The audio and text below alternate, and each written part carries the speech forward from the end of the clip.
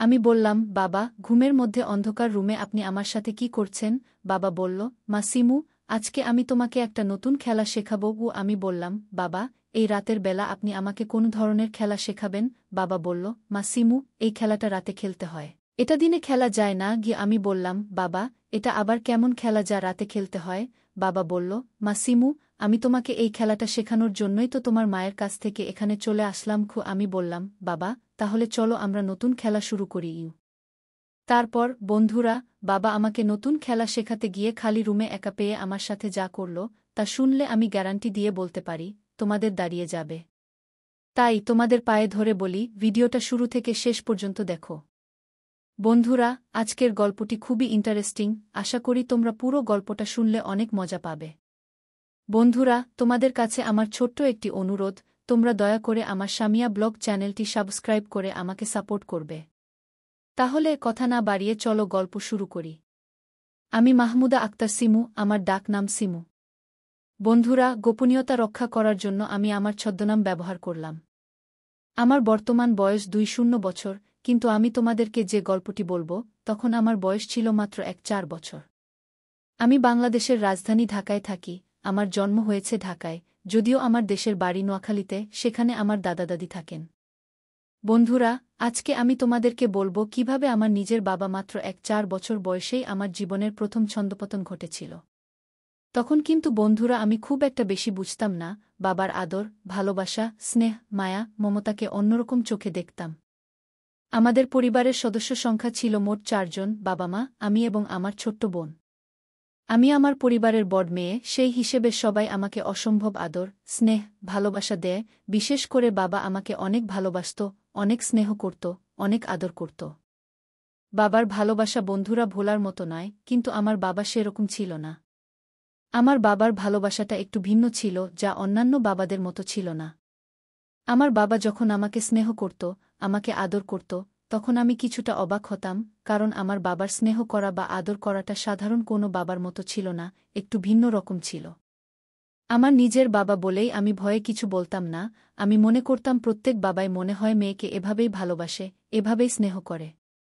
একদিন বিশেষ কোনো অনুষ্ঠান উপলক্ষে আমাদের বাড়িতে অনেক মেহমান আসল। সেদিন সন্ধ্যার পর রাতের খাবার শেষে আমরা বাড়ির সবাই ড্রয়িং রুমে বসে খোশ গল্পে মেতে উঠলাম। পরে যে যার রুমে চলে যাচ্ছিল, সকলেরই কথা যে ঘুমানোর সময় হয়েছে। আমরা আমাদের নির্ধারিত রুমে এসে ঘুমানোর আয়োজন করছি। মেহমানদের জন্য আর কোনো রুমের বন্দোবস্ত না থাকায় মেহমানদেরকে অন্য রুমে জায়গা দিয়ে বাবা আমাদের রুমে নিজের জন্য বিছানা করে নিল। আর মা আমাদের অন্যান্য মহিলা মেহমানদের নিয়ে অন্য রুমে শুইল। আমার 1-2 বছরের ছোট্ট বোন মুন্নিকে পাশে নিয়ে মেঝের উপর বিছানা পেতে ঘুমানোর ব্যবস্থা করলাম। আমি বাড়িতে প্রচুর মেহমান থাকায় জায়গার পরিমাণ খুব কম ছিল, যে কারণে বাবা, আমি এবং আমার ছোট বোন আমাদের রুমের ফ্লোরে বিছানা করে একসাথে ছিলাম। আমার বাবা 4 বছরের মধ্যবয়স্ক একজন লোক ছিলেন। আমার বাবা ছিল আদিম প্রকৃতির মানুষের মতো, তার গায়ে ছিল প্রচুর শক্তি। বন্ধুরা, সে দিনরাত যখন গভীর হল, তখন আমি অনুভব করতে পারলাম যে ঘুমের মধ্যে কেউ আমার সাথে ভিন্ন রকম কিছু করার চেষ্টা করছে। রাতের অন্ধকারে কেউ আমার সাথে অন্যরকম আচরণ করার ফলে আমার ঘুম ভেঙে যায়। অন্ধকারের মধ্যে কোনো কিছু না দেখতে পারায় আমি বললাম, কে কে ওখানে? তখন বাবা ঘুমের ভান করে শুয়ে রইল এবং পূর্বের জায়গায় গিয়ে স্বাভাবিক হয়ে গেল। আমি লাইট অন করে সেখানে কিছুই দেখতে পেলাম না। আমি ভাবলাম হয়তো আমি কোনো স্বপ্ন দেখছি, দুঃস্বপ্ন বটে। কিছুক্ষণ সজাগ থেকে আমি আবারও ঘুমিয়ে পড়লাম। কিন্তু ঘুমের মধ্যেই আবার আমি সেরকম কিছু অনুভব করতে শুরু করলাম। আমি ভাবছিলাম হয়তো আমি কোনো স্বপ্ন দেখছি বা বাজে স্বপ্ন দেখছি। এভাবে সারা রাত আমি ভয়ের মধ্যে কাটালাম, কেউ আমার সাথে ভিন্ন রকম কিছু করতে চায়, কিন্তু আমি সেটা বোঝার আগে নিখোঁজ হয়ে যাই। আমি ঘুম থেকে উঠে আর কিছুই দেখতে পাই না। এভাবে সারা রাত নির্ঘুম অবস্থায় আমার কাটে। আমি মনে মনে ভাবতে লাগলাম, এখানে তো আমি বাবা এবং আমার ছোট বোন ছাড়া অন্য কেউ নেই, তবে কি বাবা আমার সাথে? ছি ছি, আমি এসব কি ভাবছি? আমার বাবা এত খারাপ না যে তার মেয়ের সাথে ভিন্ন কিছু করার চিন্তাভাবনা করবে। হয়তো আমি কোনো দুঃস্বপ্ন দেখছি, নইলে এটা আমার মনের একটা কল্পনা। এভাবে মনের মধ্যে ভয় নিয়ে সারা রাত আমার কেটে গেল। পরের দিন সকালে মেহমানরা সবাই উঠল, আমরা উঠলাম। সবাই মিলে সকালে নাস্তা করলাম। রাতের ব্যাপারটা আমার মনে থেকে কোনোভাবেই সরেছিল না। মনে মনে ভাবতে থাকলাম, একই স্বপ্ন মানুষ কয়বার দেখে? কে এই ব্যক্তি যে আমার সাথে রাতে এরকম আচরণ করেছিল? ভাবতে ভাবতে আমার কোনো কিছুই ভালো লাগছিল না। শুধু এখানে তো বাবা, আমি আর আমার ছোট বোন ছাড়া আর কেউ ছিল না, তাহলে কে আমার সাথে এরকম করল? দুশ্চিন্তা, আমার কোনো কিছু ভালো লাগছে না। সারাটা দিন শুধু খালি আমি এই বিষয়টা নিয়ে চিন্তা করলাম।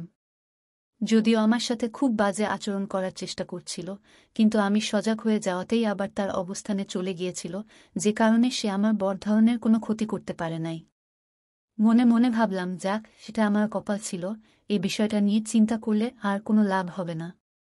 বন্ধুরা, সেদিন আমাদের বাসার সকল মেহমান বিকেল বেলা চলে গেল। আমাদের বাসা একেবারে খালি হয়ে গেল। আমার মা একজন গৃহিণী। আমার মায়ের বয়স ৩-৪ কিংবা ৩-৫ হবে, কিন্তু আমার মায়ের শারীরিক অবস্থা তেমন একটা ভালো না। আমার বাবা অনেক ডাক্তার দেখিয়েছে, কিন্তু আমার মায়ের শরীরের অবস্থার কোনো উন্নতি হয়নি। এই জন্য আমার বাবা আমার মায়ের প্রতি খুব বিরক্ত।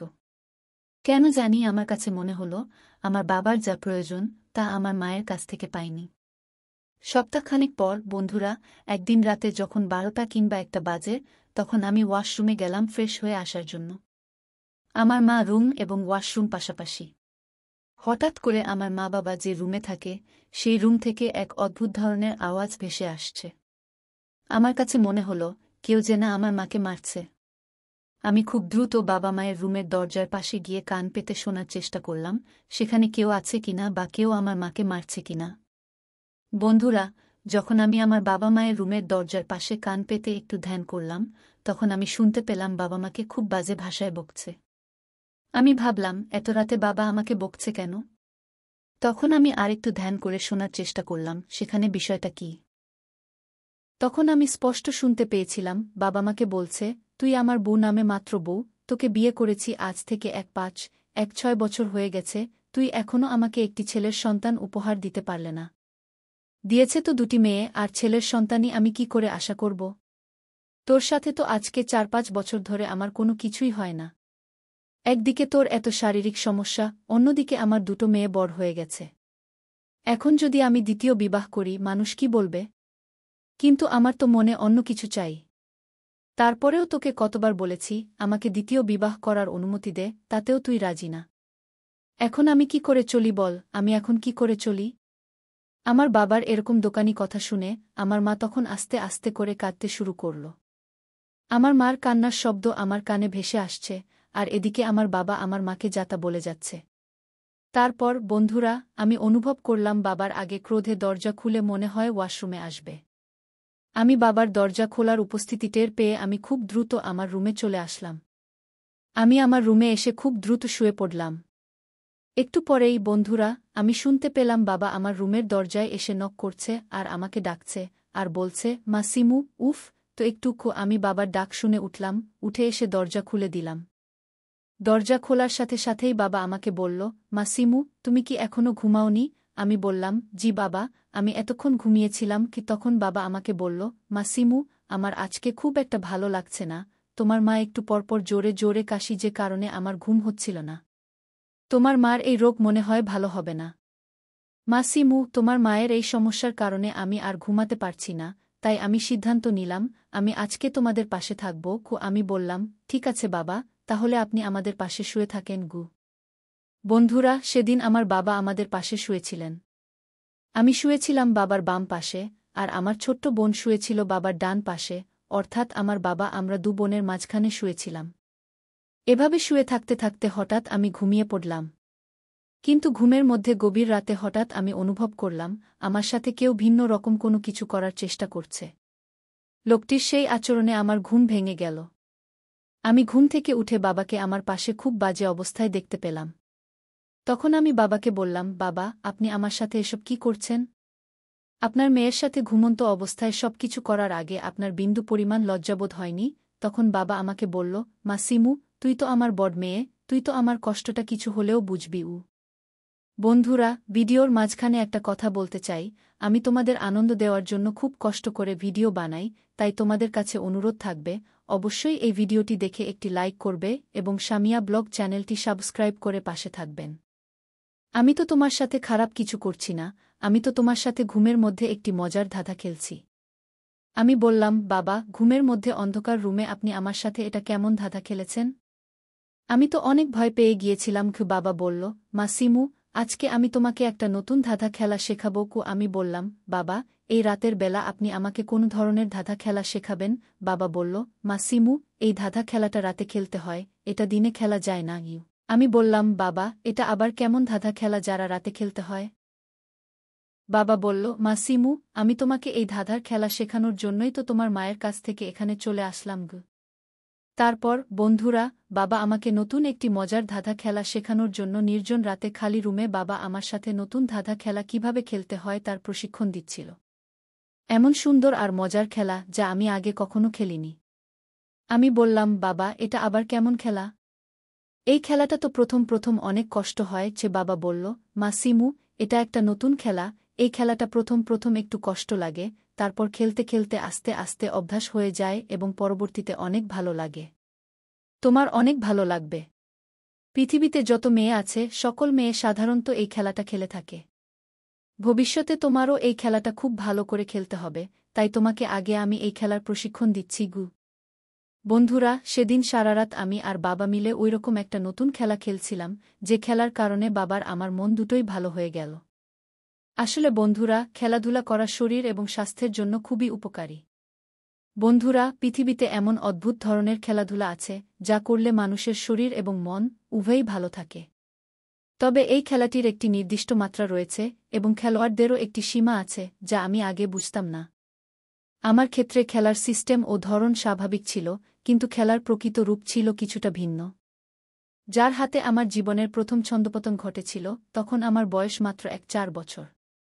বন্ধুরা, মানুষের জীবনে কিছু মুহূর্ত আসে যা কেউ চাইলেও এড়িয়ে যেতে পারে না। আমার ক্ষেত্রেও তাই হয়েছিল।